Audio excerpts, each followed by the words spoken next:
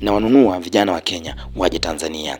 Kwa mjibu wa Chief Godlove anasema kwamba vijana wa Kenya wengi wanalalamika vitu ambavyo havina hata maana. Yani vijana wa Kenya wanalalamika bei ya unga imepanda, like serious.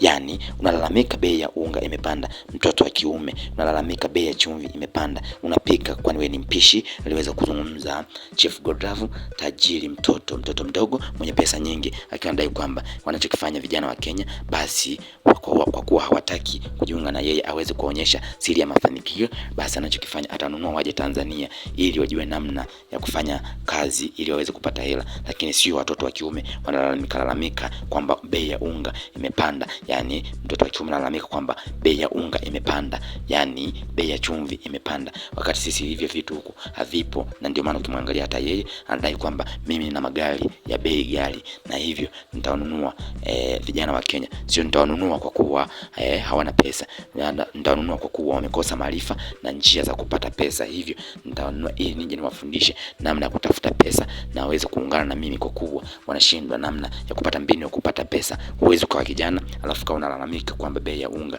imepanda. Chief Godlove ambaye kwa sasa ameweza kujitanabaisha kwamba yeye ni kijana mdogo mwenye pesa nyingi, huku akiwa na wasi vijana na kuwashauri kuweza kupambana sana kufanya kazi ili waweze kupata pesa kama alizonazo yeye, kwa kudai kwamba kama uchafuliwi, kama uzungumzwe vibaya, kama hujawahi kuzungumzwa sehemu yoyote, basi wewe jua huna nyota. Na mtu yote mwenye nyota nzuri ni lazima azungumzwe vijana, azungumzwe vibaya na aweze kujadiliwa, kwa kuwa nyota yako inakuwa ni yenye bahati zaidi na inang'ara zaidi.